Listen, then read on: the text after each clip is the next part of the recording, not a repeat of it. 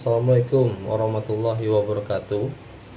Ketemu lagi dengan diriku. Jadi hari ini aku mau ngobrolin tentang hal yang sama ya, yaitu tentang ilmu-ilmu ya, atau pengetahuan yang diajarin sama bapakku.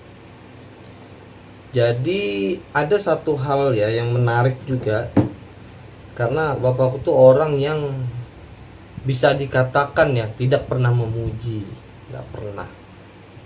Untuk anak ya, untuk anak tidak pernah. Jadi kalau dalam sistem pendidikan itu kan ada namanya reward and punishment ya. Jadi dalam mendidik tuh kita sebaiknya memberikan reward dan punishment pada anak didik tuh kalau di pendidikan ya. Kalau sistem pendidikan bapakku tuh beda, dia hanya punishment. Pokoknya punishment terus. Punishmentnya itu bukan fisik ya, enggak, tapi mental. Kenapa mental ya? Karena dia akan ngejatuhin mental kita sejadi-jadinya gitu, sejadi-jadinya pokoknya. Ya meskipun kita berhasil, dia akan tetap bilang kita gagal. Unik banget gitu. Jadi aku termasuk yang merasa sangat beruntung ya punya orang tua seperti bapakku itu. Kenapa? Karena dia selalu mengajarkan hal-hal yang unik. Banyak bahasa-bahasa mantik, kiasan-kiasan yang dipakai untuk mendidik aku dari sekolah tuh bahkan sampai sekarang. Dan ini yang mau aku ceritakan ini sangat memotivasi insya Allah, karena sudah sangat memotivasi diriku. Mudahan bisa memotivasi teman-teman semua yang nonton video ini ya. Jadi orang tuaku itu, bapakku itu, dia tidak pernah memuji diriku, itu tidak pernah. Bisa dikatakan dalam umurku 30 tahun ya. 30 tahun tuh berapa hari itu kali 365 lah. Jadi nyaris nggak pernah. Karena memang aku bukan orang yang berprestasi, terutama di dunia sekolah ya, pendidikan. Aku bukan orang yang berprestasi. Jadi memang bukan sosok anak yang bisa dibanggakan orang tua untuk dipuji, memang tidak masuk sih. Cuma aku termasuk seorang anak yang ingin belajar, sangat senang untuk belajar yang mungkin tidak masuk dari pelajaran sekolah. Aku mempelajari banyak hal di luar sekolah, bukan di dalam sekolah. Ketika aku menyukai sesuatu, aku akan terjun itu, masuk ke dalam situ sampai paham betul, baru aku puas tuh. Jadi aku ingin mengalami. Aku tidak mau ingin sekedar katanya aku tidak mau, aku ingin mengalami. Nah, jadi kembali lagi ya ke bapakku yang tidak pernah muji tadi itu. Jadi satu ketika itu, awalnya tuh sebenarnya karena aku tidak menuruti apa yang dia mau itu. Jadi dia pengennya aku jadi atlet bulu tangkis. Karena beliau seorang mantan atlet bulu tangkis juga ya, dengan banyak prestasinya. Jadi dia pengen aku tuh jadi atlet bulu tangkis, tapi aku nggak mau. Jadi sebenarnya bukan nggak mau, karena aku sempat ngikutin keinginan beliau untuk jadi atlet bulu tangkis dengan ikut sekolah bulu tangkis tuh 6 tahun di salah satu PB di kota Samarinda nih. Tapi ya kayaknya lain di situ loh, lain stylenya, lain passionnya untuk jadi atlet. Jadi aku senang musik. Jadi pada saat sudah 6 tahun ya, dari SMP, di SMA kelas 3, tepatnya sebelum UN itu, aku selalu bilang, Pak, aku nggak suka bulu tangkis, aku mau main musik. Halah, musik jadi apa, dia bilang gitu kan. Ya bener sih, nggak jadi apa-apa. artinya tidak besar-besar amat, enggak. Bulu tangkis saja, latihan aja tiap hari, nanti bagus kamu. Enggak apa, aku enggak suka bulu tangkis, aku suka musik, aku bilang gitu. Itu pertama kalinya aku ngobrol secara, karena butuh keberanian ya, untuk ngobrol sama bapak aku tuh butuh keberanian besar ya. Nggak semua bisa ngobrol baik dengan orang tuanya, dan aku termasuk yang takut untuk menyampaikan keinginanku ke bapak aku itu, karena bapak aku tuh luar biasa.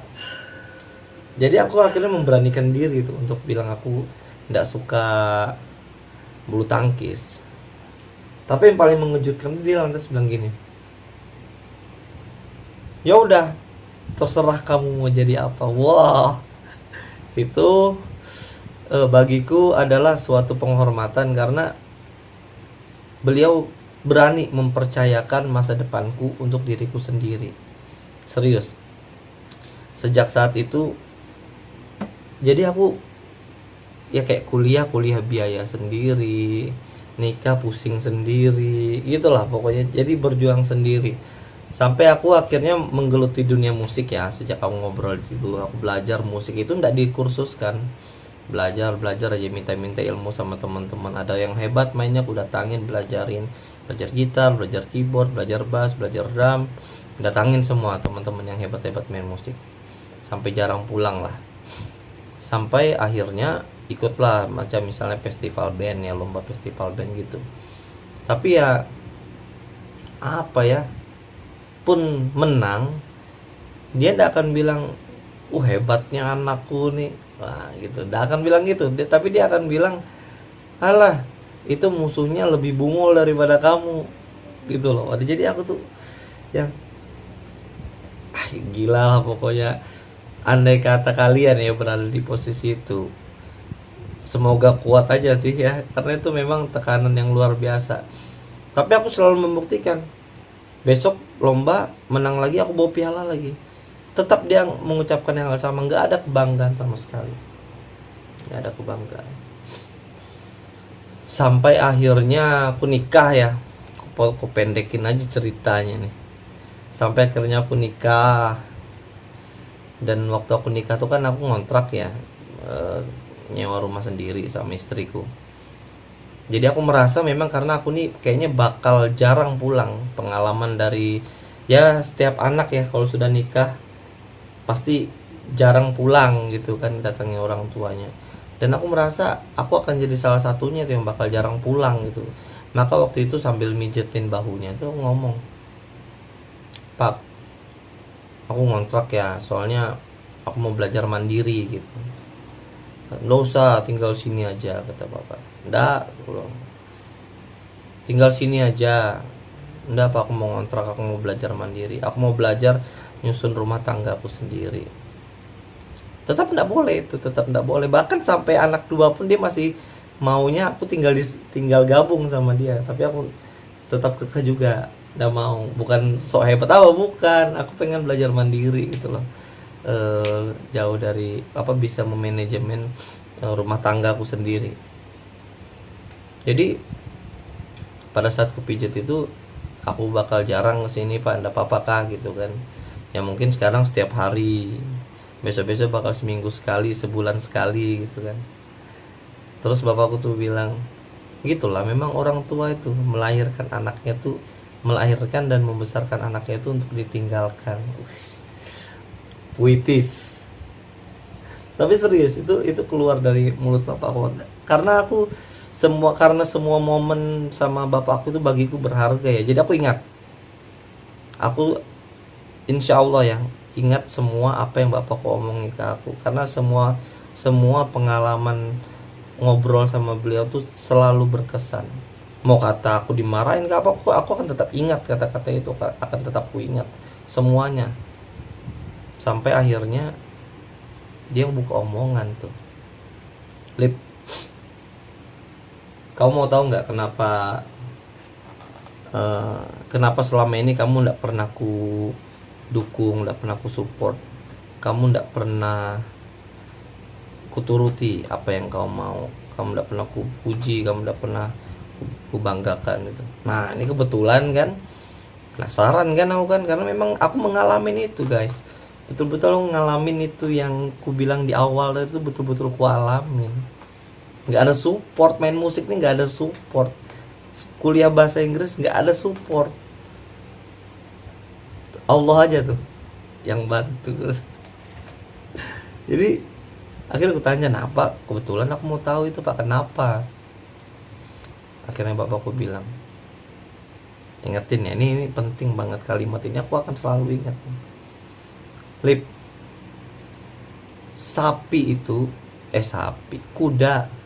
kuda itu dicambuk badannya, berdarah itu, tapi dia akan lari semakin laju. Makin dicambuk akan memaksa dirinya semakin laju untuk berlari. Itu berdarah, luka. Kenapa manusia yang cuma disakiti hatinya, dijatuhkan, dicemooh, diejek, diolok, nggak berdarah itu? Kenapa bisa down dia? Kenapa dia bisa kalah mentalnya? Berarti dia nggak lebih baik dari kuda, kata bapak aku tuh. Aku tuh langsung yang bener. Terus bapakku bilang, untungnya kamu termasuk yang bisa membuktikan bahwa kamu tuh bukan kuda, kata bapakku.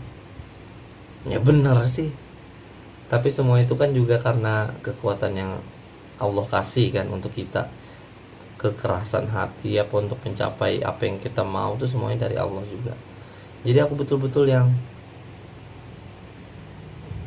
ini, karena ini bagiku ada sebuah mantik atau sebuah kiasan yang benar-benar nampar aku, yang sampai sekarang pun masih kupakai. Yang kalaupun aku dalam kondisi susah, aku dalam kondisi kalah, aku akan tetap memaksa diriku untuk tetap aku bisa. Insya Allah Allah akan bantu aku pasti bisa gitu. Nggak bakal aku berkata aku nggak bisa, pasti aku akan mengusahakan itu. Jadi kalian catat kalimat tadi itu, kalau lupa scroll balik, karena itu kalimat cantik banget ya. Kita nggak boleh kalah sama kuda. Ketika kita dicemooh, dihina, diejek kekurangan kita, ketika kita dijatuhkan orang lain, jangan kalah, buktikan kamu bisa, buktikan kamu mampu jadi apa yang kamu targetkan, buktikan kalau kamu bakal sampai ke tujuanmu, buktikan kamu akan bersusah payah setengah mati untuk tetap mendayung perahumu, tetap mengayuh sepedamu sampai kamu ke tujuan. Buktikan, jangan kalah. Mungkin sekarang kita di titik yang mungkin kita untuk berkata tidak mungkin untuk mencapai satu impian. Tapi percayalah, jadikan rasa sakit itu, jadikan rasa perih yang kita terima dari orang lain itu sebagai pemicu kita, sebagai penyemangat kita untuk kita berhasil mencapai apa yang kita mau. Keras hati dalam hal yang positif, bukan negatif. Oke, itu aja guys ya untuk video yang kedua kali ini. Semoga bermanfaat untuk teman-teman semua pengalamanku. Kita akan lanjut lagi di video selanjutnya dengan tema yang berbeda. Terima kasih, see you guys. Assalamualaikum warahmatullahi wabarakatuh.